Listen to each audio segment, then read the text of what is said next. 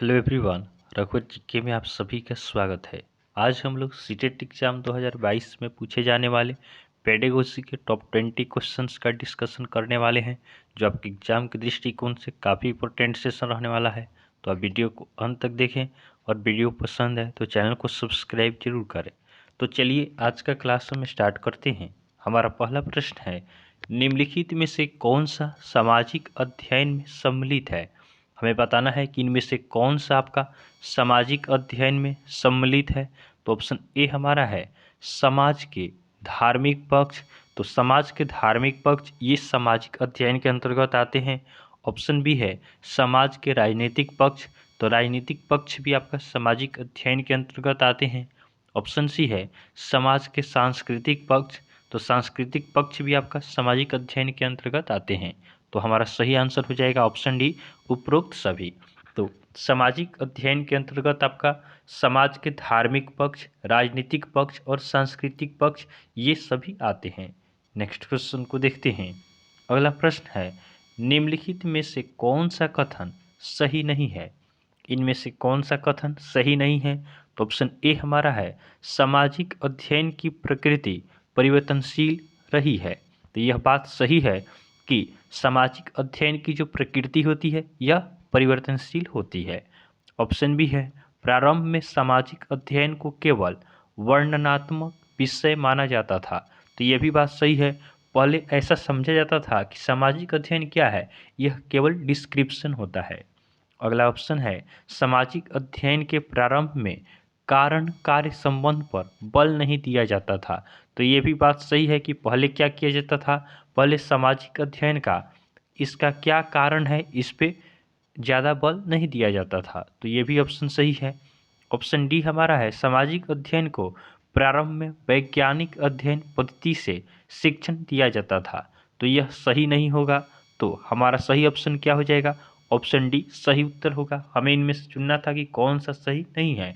तो option D इसमें सही नहीं है कि सामाजिक अध्ययन को प्रारंभ में वैज्ञानिक अध्ययन पद्धति से शिक्षण दिया जाता था। नेक्स्ट क्वेश्चन को देखते हैं।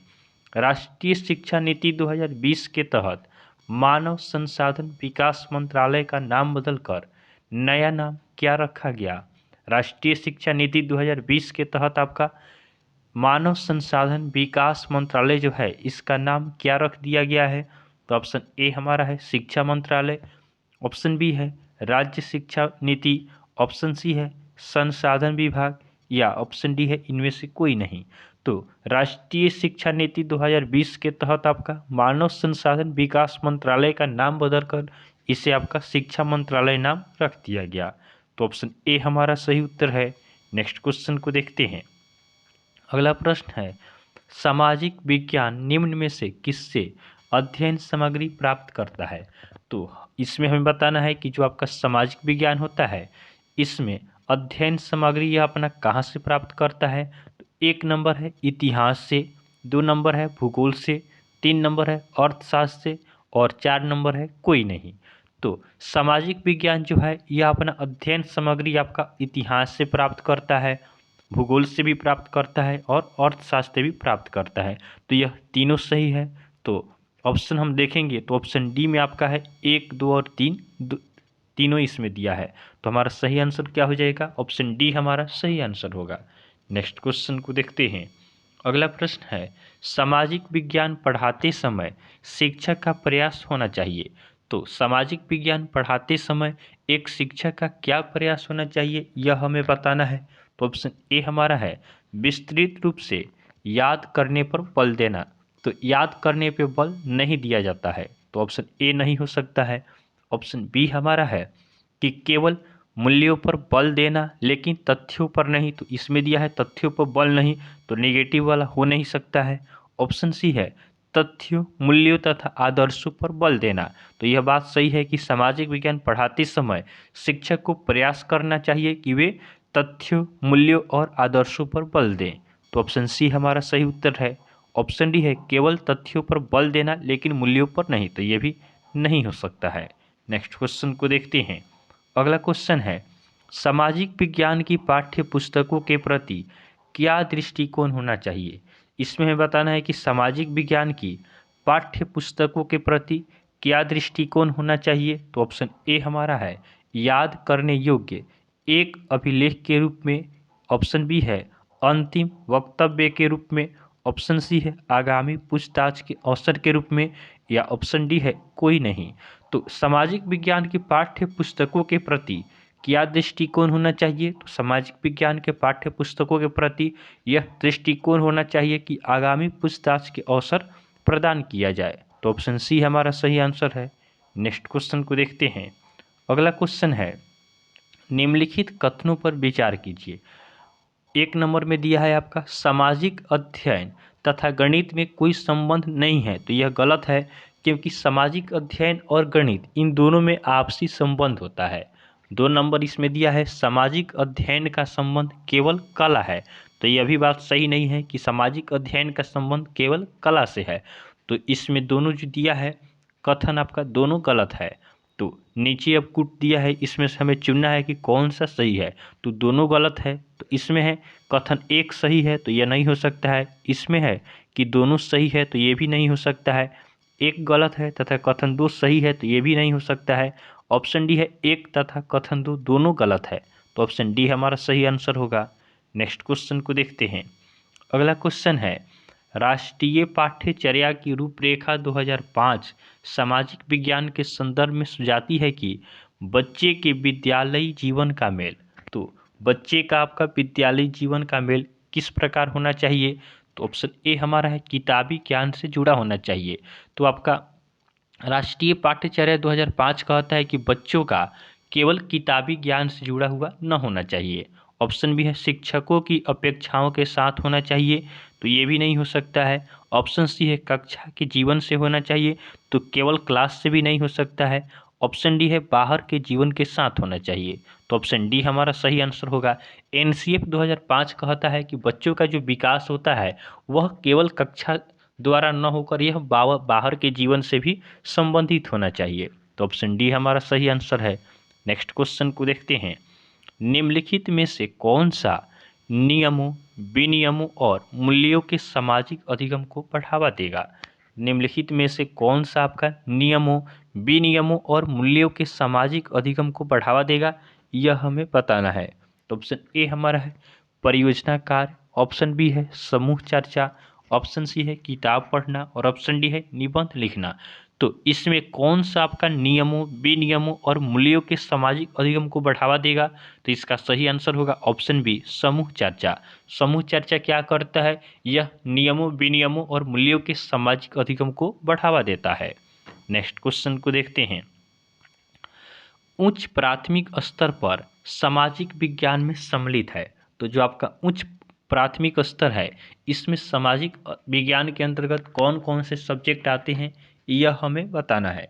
तो ऑप्शन ए हमारा है इतिहास भूगोल अर्थशास्त्र समाजशास्त्र। ऑप्शन बी है इतिहास भूगोल राजनीति शास्त्र और अर्थशास्त्र। ऑप्शन सी है इतिहास भूगोल राजनीति शास्त्र और समाजशास्त्र। और ऑप्शन डी है इतिहास भूगोल राजनीति विज्ञान और मनोविज्ञान। तो हमारा सही आंसर होगा ऑप्शन बी कि उच्च प्राथमिक स्तर पर सामाजिक विज्ञान में आपका इतिहास भूगोल राजनीति विज्ञान और अर्थशास्त्र आता है। तो ऑप्शन बी हमारा सही आंसर है। नेक्स्ट क्वेश्चन को देखते हैं।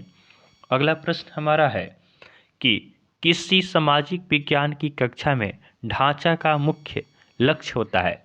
तो किसी भी आपका सामाजिक विज्ञान की कक्षा में ढांचा का मुख्य लक्ष्य क्या होना चाहिए? तो ऑप्शन ए है आत्म संयम के कौशल में सुधार को सुनिश्चित करना। या ऑप्शन बी है विद्यार्थियों को विचारों पर सोचने के योग्य बनाना। ऑप्शन सी है योग्य निर्धारण के वांछित परिणामों को मजबूत करना। या ऑप्शन डी है स्वतंत्र सोच निर्मित होने तक विद्यार्थियों की सहायता करना। तो सामाजिक विज्ञान की कक्षा में ढांचा का मुख्य लक्ष्य आपका होता है कि बच्चों में आपका जब तक स्वतंत्र सोच निर्मित न होता है तब तक उनकी सहायता की जाए। तो ऑप्शन डी हमारा सही आंसर है। नेक्स्ट क्वेश्चन को देखते हैं। अगला प्रश्न है सामाजिक विज्ञान की पाठ्य पुस्तकों में मानचित्रों और आरेखों का प्रयोग प्रासंगिक है क्योंकि वे। तो मानचित्र और आरेखों का प्रयोग किया जाता है, क्यों किया जाता है, इससे क्या फायदा है, यह हमें बताना है। तो ऑप्शन ए हमारा है अवधारणा में नए आयाम जोड़ते हैं। ऑप्शन बी है अवधारणा को स्पष्ट करते हैं, या ऑप्शन सी है पाठ्य पुस्तक को आकर्षक बनाते हैं, या ऑप्शन डी है कोई नहीं। तो मानचित्र और आरेखों का प्रयोग करने से क्या होता है, ये सभी अवधारणाओं को स्पष्ट करते हैं, किसी भी चीज़ों को समझने में काफ़ी आसानी होती है हमें। तो ऑप्शन बी हमारा सही आंसर होगा। नेक्स्ट क्वेश्चन को देखते हैं। अगला प्रश्न है निम्नलिखित में से कौन सा सामाजिक विज्ञान के शिक्षण के लिए लागू होता है। इनमें से कौन सा आपका सामाजिक विज्ञान के शिक्षण के लिए लागू होता है। तो ऑप्शन ए हमारा है अवधारणात्मक स्मरण पर बल होना चाहिए, ऑप्शन बी है विशिष्ट उदाहरणों का प्रयोग होना चाहिए, ऑप्शन सी है विषय वस्तु जानकारी आधारित होना चाहिए, या ऑप्शन डी है इससे वैज्ञानिक खोज की प्रक्रिया का अनुसरण करना चाहिए। तो सामाजिक विज्ञान शिक्षण में क्या लागू हो सकता है, तो इसे क्या किया जाए, वैज्ञानिक खोज की प्रक्रिया का अनुसरण करना चाहिए। तो ऑप्शन डी हमारा सही आंसर होगा। नेक्स्ट क्वेश्चन को देखते हैं। अगला प्रश्न है सामाजिक अध्ययन और सामाजिक विज्ञान के बारे में निम्न में से कौन सा कथन सही है। इसमें हमें बताना है कि सामाजिक अध्ययन और सामाजिक विज्ञान के बारे में कौन सा कथन सही है। तो ऑप्शन ए हमारा है सामाजिक अध्ययन का एकीकृत अध्ययन ही सामाजिक विज्ञान है। तो यह बात सही है, ऑप्शन ए हमारा ही सही हो जाएगा कि सामाजिक अध्ययन का जो एकीकृत अध्ययन होता है यही आपका सामाजिक विज्ञान कहलाता है। सामाजिक अध्ययन और सामाजिक विज्ञान में यही संबंध होता है कि आपका सामाजिक अध्ययन जो होता है यह एकीकृत अध्ययन इसका क्या कहलाता है, सामाजिक विज्ञान कहलाता है। नेक्स्ट क्वेश्चन को देखते हैं। अगला प्रश्न है अखिल भारतीय तकनीकी परिषद की स्थापना का विचार किसमें अंतर्निहित था। इसमें हमें क्या बताना है कि अखिल भारतीय तकनीकी परिषद की स्थापना का विचार किसमें अंतर्निहित था। तो ये आपका अखिल भारतीय तकनीकी परिषद की स्थापना का विचार आपका 1986 की राष्ट्रीय शिक्षा नीति के अंतर्गत अंतर्निहित था। तो ऑप्शन ए हमारा सही आंसर हो जाएगा। नेक्स्ट क्वेश्चन को देखते हैं। अगला प्रश्न है सामाजिक विज्ञान विषय वस्तु का उद्देश्य होना चाहिए। तो सामाजिक विज्ञान का उद्देश्य क्या होना चाहिए। तो ऑप्शन ए हमारा है छात्रों को विश्व में होने वाली घटनाओं से परिचित कराया जाए, ऑप्शन बी है छात्रों को परिचित सामाजिक यथार्थों का आलोचनात्मक अन्वेषण एवं उन पर प्रश्न उठाकर जागरूकता बनाया जाए, ऑप्शन सी है छात्रों में राष्ट्रीयता की भावना का विकास किया जाए, या ऑप्शन डी है विकसित देशों के बारे में जानकारी दी जाए। तो सामाजिक विज्ञान विषय वस्तु का उद्देश्य होना चाहिए कि छात्रों को परिचित सामाजिक यथार्थों का आलोचनात्मक अन्वेषण एवं उन पर प्रश्न उठाकर जागरूकता बनाया जाए। तो ऑप्शन बी हमारा सही आंसर होगा। नेक्स्ट क्वेश्चन को देखते हैं। अगला प्रश्न है राष्ट्रीय पाठ्यचर्या कार्यक्रम 2005 के अनुसार कक्षा में शामिल है। तो राष्ट्रीय पाठ्यचर्या कार्यक्रम 2005 के अनुसार कक्षा में क्या शामिल होता है। तो ऑप्शन ए हमारा है केवल कक्षा कक्ष की गतिविधियाँ। तो एनसीएफ 2005 आपका केवल कक्षा कक्ष की गतिविधियों के बारे में नहीं कहता है। ऑप्शन बी है केवल कक्षा के बाह्य की गतिविधियाँ, केवल यह कक्षा के बाह्य गतिविधियों के बारे में भी नहीं कहता है। ऑप्शन सी है कक्षा तथा उससे संबंधित बाह्य गतिविधियाँ। तो ऑप्शन सी हमारा सही उत्तर होगा। एनसीएफ 2005 कहता है कि आपका क्या होना चाहिए, कक्षा में आपका शामिल क्या होना चाहिए, यह कक्षा तथा उससे संबंधित बाह्य गतिविधियों शामिल होना चाहिए। तो ऑप्शन सी हमारा सही उत्तर है। तो इस तरह हमने आपका पेडागोजी का टॉप 17 क्वेश्चन का डिस्कशन आज किया है, जो आपके एग्जाम के दृष्टिकोण से काफ़ी इंपॉर्टेंट है। तो आपको वीडियो पसंद आया हो तो आप वीडियो को लाइक करें, चैनल को सब्सक्राइब करें तथा अपने फ्रेंड के साथ जरूर शेयर करें। तो चलिए आज के लिए हम इतना ही रखते हैं, फिर नेक्स्ट वीडियो में आपसे मिलेंगे। तब तक के लिए धन्यवाद।